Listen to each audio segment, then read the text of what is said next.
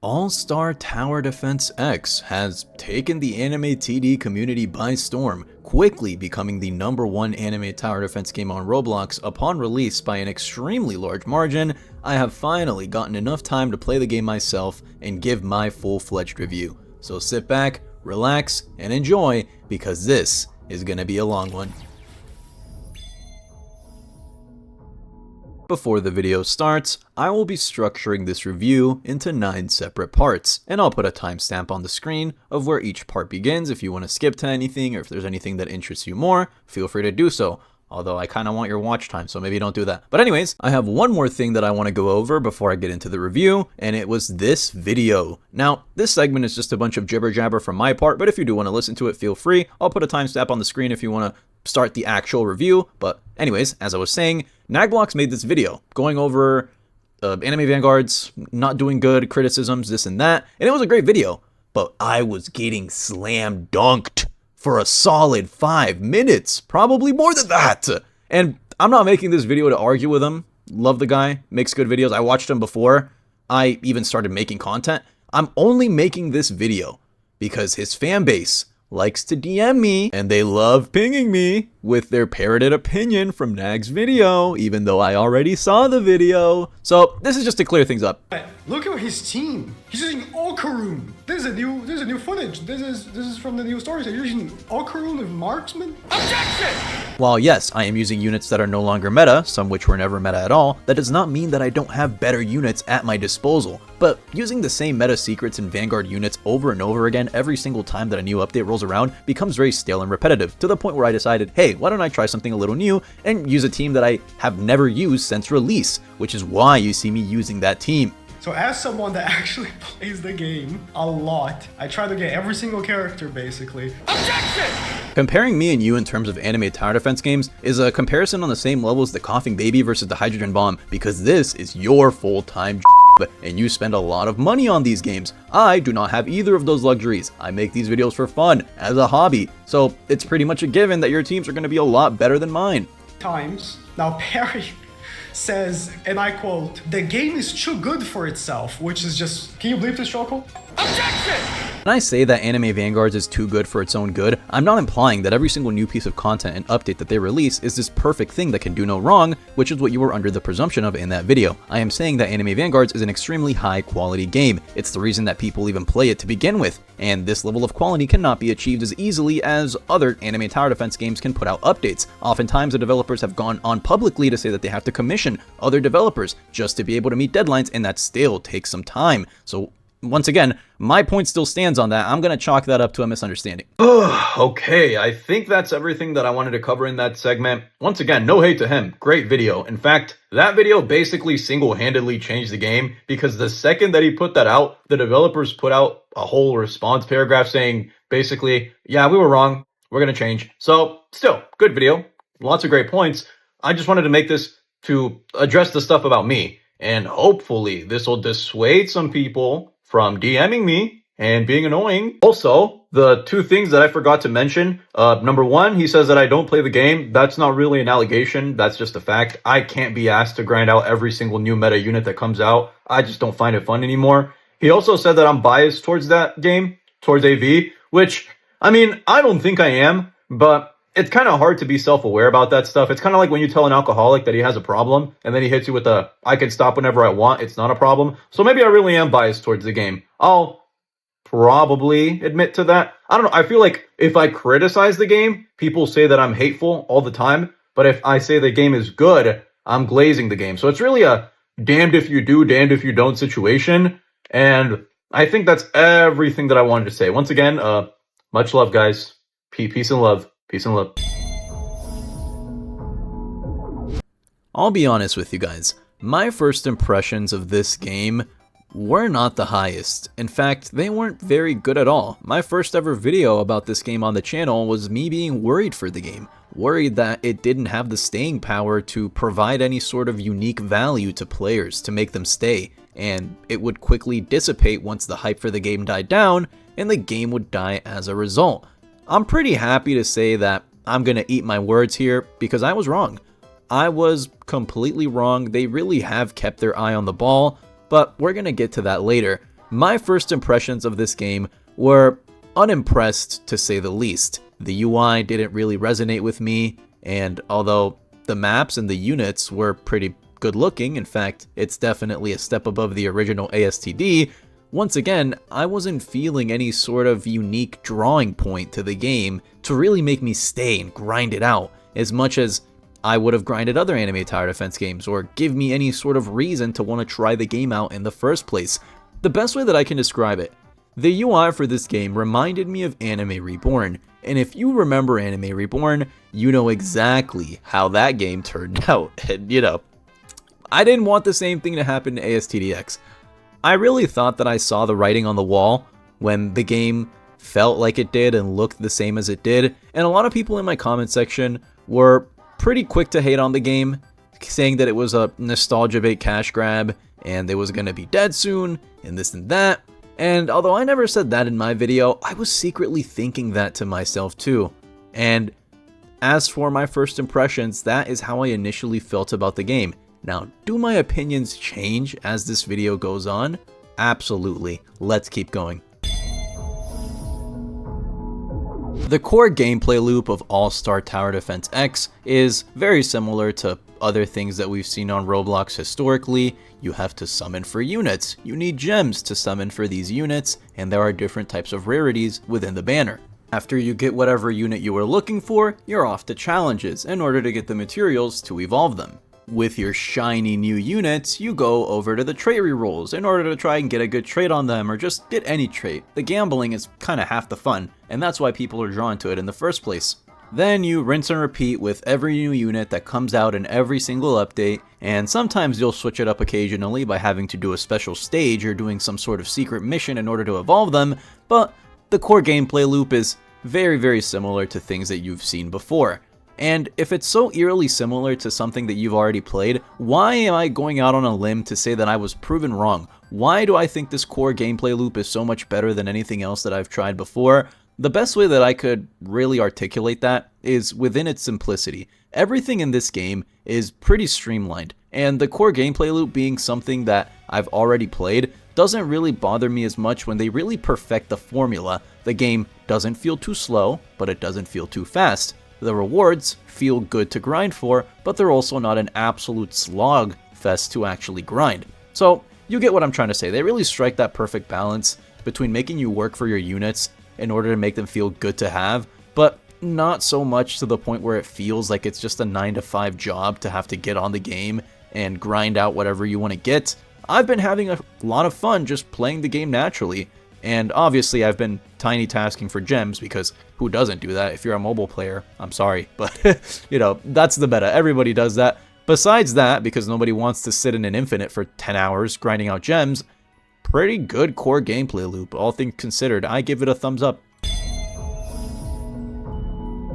Now, normally for me, the progression system in every single anime tower defense game is just, do you have a mythic? No? Okay, you can't beat the game. You need to get a mythic. But this game alleviates that problem slightly by allowing you to ascend 4-star units, which are extremely easy to get. These guys are the equivalent of like a rare, super rare unit to the mythics. They're a tier below mythic is what I'm trying to say. There's a good amount of 4-star units that you can evolve into 5-star units, which are actually good. And not only are these units extremely easy to obtain, the evolution materials that you need to turn these 4 stars into 5 stars is also extremely easy to get. So the progression system becomes less so of, do you have enough gems to hit the pity for a mythic unit? Because if you don't, you're screwed, to, well, it doesn't really matter if you don't have a mythic right now, because the majority of units in this game are viable once they are into their 5-star counterparts. And even if you don't have any 5 stars right now, it is very easy to obtain your first 5-star. On top of that, the fact that there's also element advantages in this game makes it so you genuinely can beat harder stages and like later story modes without even needing to have a single 5-star. And I know this for a fact because I've done it before when I get random units in the challenges modifier, and the only unit that I have with type advantage is a 4-star. They still do a lot of damage because of the type advantage, and I'm able to strategically play my cards right without even needing to have a 5-star unit. But what I'm trying to say, right, let me go back to my central point. The progression in this game is honestly very, very nice, because number one, it's not that hard to get 5-star units, and if you want to get the unbound secret 6-star units, they're not required. They're definitely good, the best units in the game, don't get me wrong, but you're not going to be struggling to beat any sort of content in the game if you don't have them.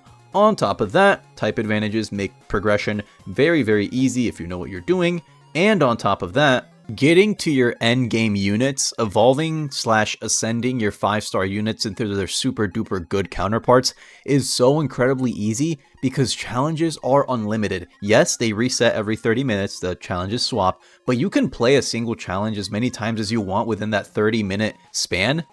And I absolutely love that. No longer are the days where I do 2 challenges and then I have to wait an hour to grind out more materials. As long as I have time on my hands, I can very, very easily sit down, grind out all the materials for a single unit from scratch without having this artificial time lock where I'm forced to just sit around in a lobby or set a timer so I can get on every single hour to grind out some materials, and absolutely love that. The progression in this game is very well done. The game is extremely easy as well. The only hard part about this game is maybe the trials if you're doing the expert version, and the summer event, which is extremely hard. I'll get onto that later, but once again, the progression for this game is pretty free-to-play friendly. It is extremely friendly to the new player, and it's very self-explanatory and very streamlined. I absolutely love that. So once again, progression system's pretty good. And now, a brief word from our sponsor. Big thanks to Tokyo Treat for sponsoring the video and giving me a box with their snacks to share with you guys today. Alright, so we're back with another box.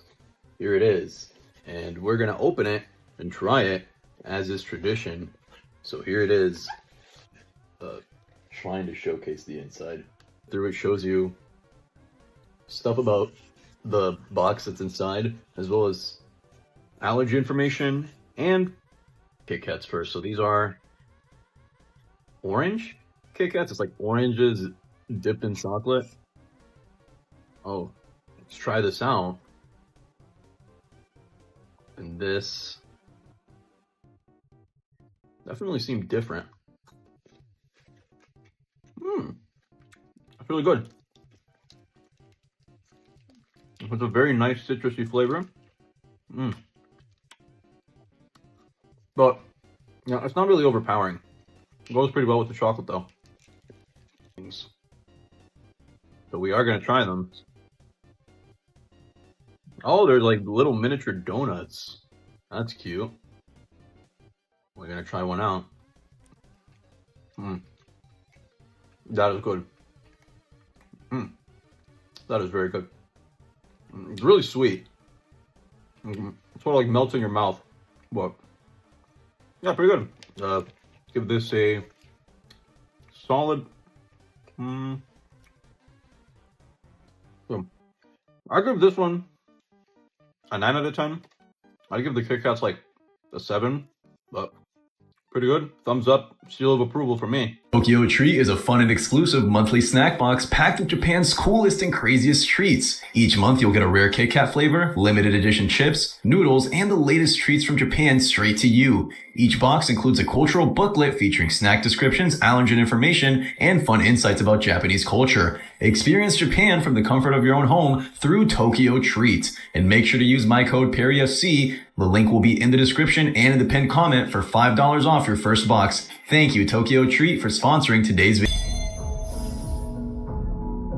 This is gonna be a good one to talk about. Monetization. Is the game overly pay to win? Do they shove microtransactions down your throat to the point where the game isn't fun anymore? We're gonna answer that question right now. Like any anime tower defense game, this game can be classified as a cash grab. If you really want to look at it and use the dictionary definition, a lot of the features and aspects of this game encourage you to spend money. Who would have thought anime tower defense games are a business venture and they want to make as much money as possible? Coming from an anime tower defense player who's played multiple different TDs, how do I think this one stacks up in comparison to the rest? I'm honestly gonna say that this game is relatively free-to-play friendly, all things considered. Don't get me wrong, it's no ALS where you could literally get an entire meta team with the best units in the game and the best traits possible, completely free to play without spending a dime.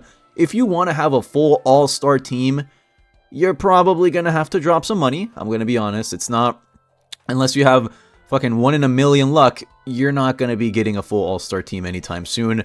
But I also don't think the monetization of this game lends itself to ruining the experience. And why do I say that? Because most of the content in the game, most if not all of it, does not require an all-star. In fact, it doesn't even require good traits. If you have, like, what's it called, Zenkai 3 or Density 3, Perception 3, any common trait, your units are going to be just as good as if they had something like Genesis or Bloodlust. Because the DPS increase is definitely there, but it's not so much of a difference that you feel like, oh, I need to have this trait or I'm not going to be able to have fun. No, you're going to be fine. Something that I think is a little bit scummy, this is just my personal opinion, the fact that they added the little custom summoning animations that cost like 8k Robux and it's a limited time and you have to buy it before it's too late. Come on. You know, that I thought that one was a little bit, but at the same time, I can only complain about that so much. It's purely cosmetic and it doesn't give you any sort of advantage in game at all. It's just for the people that want to support the game and get a little something cool in return. It's essentially a donation button, which is why I don't have a huge gripe with it. I just thought that it was worth mentioning for this segment of the video. But in terms of monetization, I would say this is one of the better monetized anime tower defense games out there. Because even if you are going to be pay to win, it is considerably less expensive to buy rerolls in this game than in other anime tower defense games. We'll use Anime Vanguard as an example. It's only, what, 3,200 Robux to get 180 rerolls in ASTDX? In Anime Vanguards, it is, I'm pretty sure it's more than double that. For not even 180, it's 100. Correct me if I'm wrong. Feel free to correct me if I'm wrong, anyone in the comments, but I'm almost 100% sure that game is a lot more expensive. And in this game, you're getting a lot of bang for your buck in terms of Robux. If you want to be a pay-to-win player, it's going to cost you a considerably less amount of money than it would if you were doing it in a game like Vanguard's. And even if you don't want to spend any money on the game, like I said, I don't think the monetization of this game ruins the experience. You can still have a lot of fun and enjoy the game like any other player without spending a dime. Some of you might be wondering why I'm including a community segment for this game, since all anime tower defense players are basically just the same group of people who play different anime tower defense games. They just go from whichever game's trending, whichever one's more popular or more fun at the moment. But in my opinion, the fans for this game differ slightly, and they differ enough for me to make a segment on it. For example, I would say that this community, at this current point right now, at the time that I'm recording this video, is one of the more positive communities in the anime tower defense space, because every single update that they drop, yes, there are a couple nitpicks, there are a couple gripes, which I will go over, but people usually can unanimously agree that they like the game, they are happy with the current state of the game. In fact, when the summer update first came out, the little summer event that's, I think it came out yesterday at the time that I'm recording this video, the entire general chat was just people spamming W or like happy emojis that they were in love with the game, they were having fun on the update, they were hyped to try out the new units and this and that. And you don't really see that in a lot of other games. For example, with ALS, it's a 50-50, you know, either they're going to enjoy the update or they're going to start pinging Brandon and telling him to fix his game. Same thing applies to Anime Vanguards. People either think the update is a slam dunk or it was the worst thing to ever touch the Roblox platform. In this game, specifically ASTDX, people just like the game. And I have to say it's a bit refreshing to see people who just unanimously enjoy what they're playing, which is why I'm going to give the community a thumbs up. This game hasn't even been out for an entire month and we've already received 2 updates, which is honestly pretty impressive all things considered. I'm not going to sit here and tell you that these updates were these gigantic content updates, but they did have new units, they had new things to grind for, and if I'm being honest, I prefer this style of content where we are drip-fed smaller pieces of things to do at a faster pace instead of having to wait prolonged amounts of time. And how was each update? Well, I'd say update 1, their first ever update, was a pretty good solid update. We got a Kainu, we got a new trial, we got Ace, who's a really good early game unit. All the units were pretty good. We got 2 Blue Lock units, which, you know, personally, I've never really cared for Blue Lock units in any anime tower defense game, just because I think it's kind of stupid that we're putting dudes that kick soccer balls really hard on the same level as Goku, Killua, Gon, people that actually have, like, superpowers. But, you know, that's just a personal nitpick. I always thought that Blue Lock games and anime tower defense games are dumb. But Still, it was a good update. New units, new things to do, and new reward avenues. You could grind out the Trial 2 shop if you had the time and get yourself some free rerolls and some free gold. Update 2, which is their most current update at the time that I'm recording this video, is sort of a miss for me. I'm going to be really honest with you guys. I don't know how much I like Update 2. I don't really know how much I'm enjoying it. It's the new summer event, which is cool. You get to pick a team. Well, you're assigned a team. You're either on the Marines or you're on the Pirates, and you have to do the little summer event in order to contribute points towards your team to get rewards, and it's a competition to see who can be the best. The reason that I don't really care for it too much is for two reasons. Number one, the units that you get from there, they're not bad, but you know, Killua is one of the best units in this update, and I don't even need to bother getting anything from the summer event or doing any of that super annoying stuff because he's on banner. So I can just get 3 versions of him and evolve him, and I already have one of the best units that the update has to offer. Crollo is incredibly good, but he is a banner secret. So I am not going to be getting him anytime soon. No one can guarantee that they get him. You really only can just passively work towards grinding for him.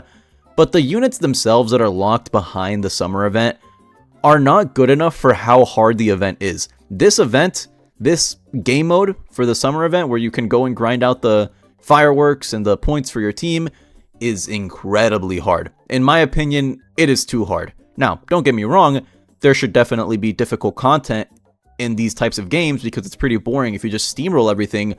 But this is just difficult for the sake of being difficult. Even if you have a full team of 6 people, it's not going to be a cakewalk. You're going to need to have coordinated people that have good meta units with the type advantage in order to stand a chance. You will never be able to solo this. You will never be able to duo this. I saw a video of somebody trioing it, but even then, it's kind of like, damn, dude, I have to do all this for some fuck-ass units that aren't even as good as my Killua. And I'm not even being biased just because I have All-Star on him.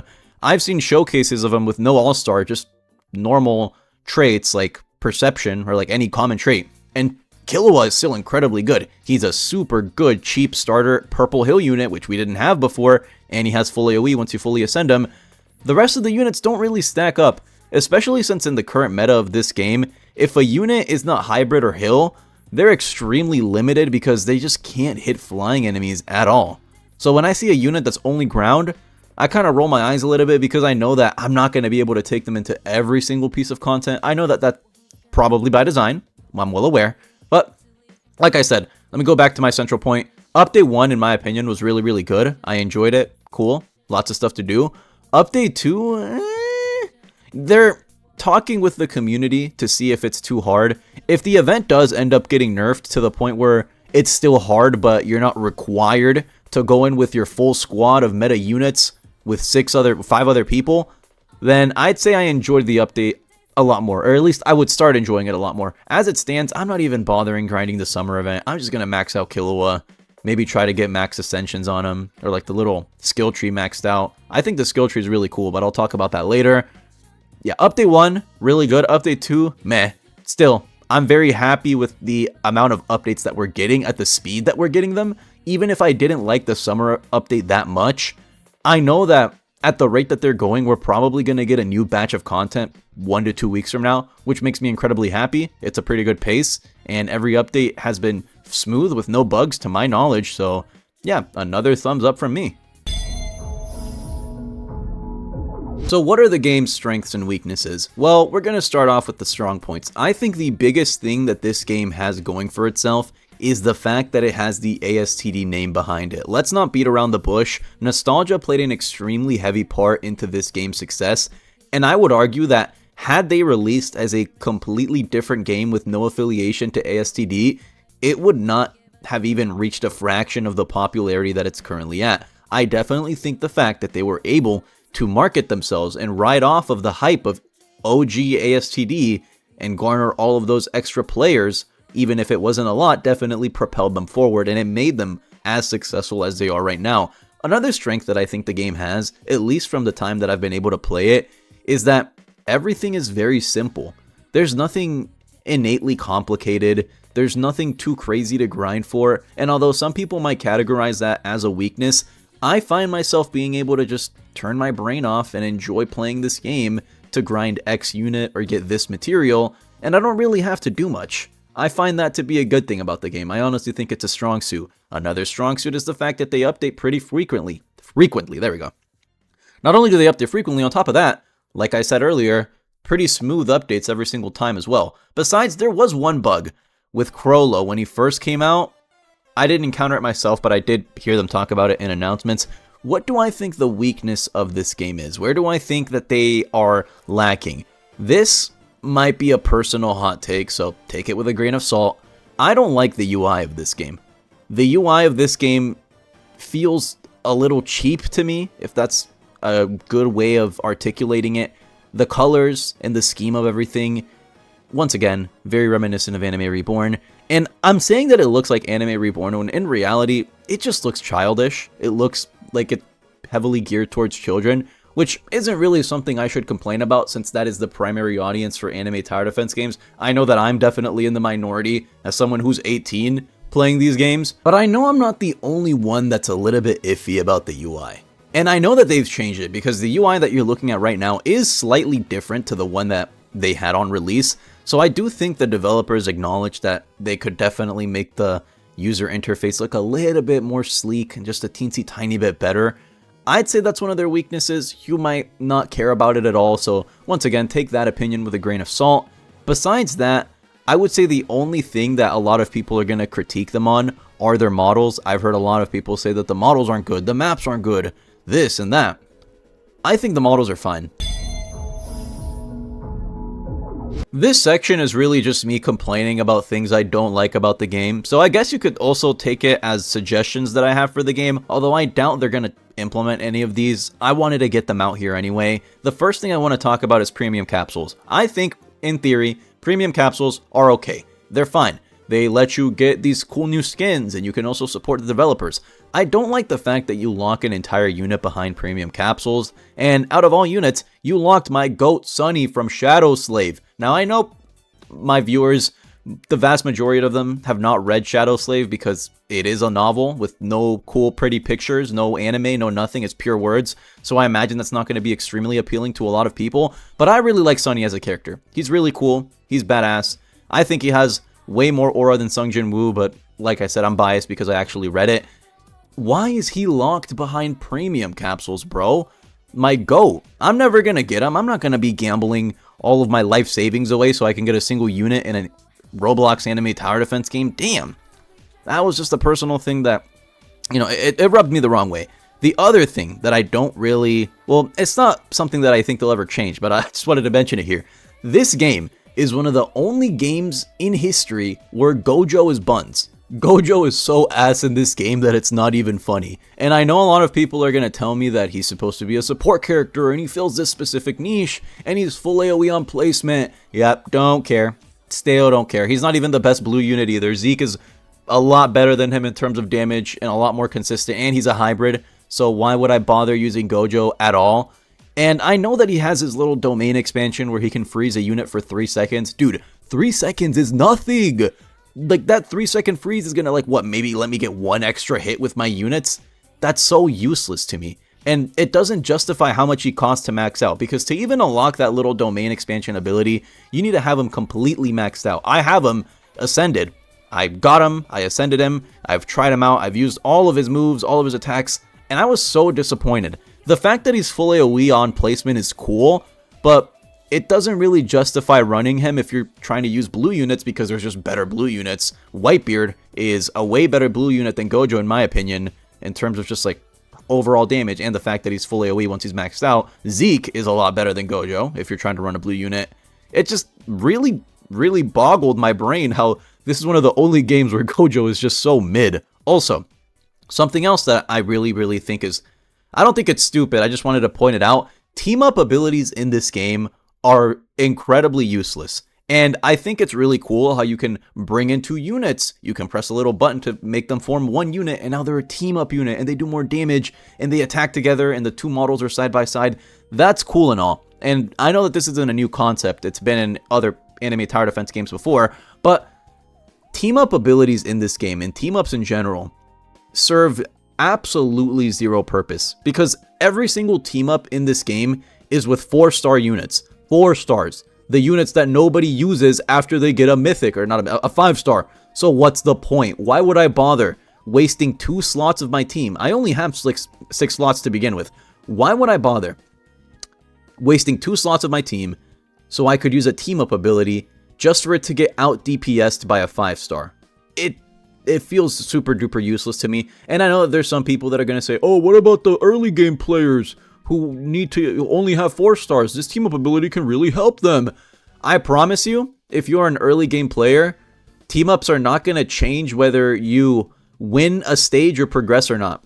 I promise you, it will not matter in the slightest. Team up abilities in general just feel kind of useless to me because, like I said, they are pretty expensive to max out. They do cost a good amount of money. You got to place both units, and then you got to max out the team up unit itself before they start doing any okay damage.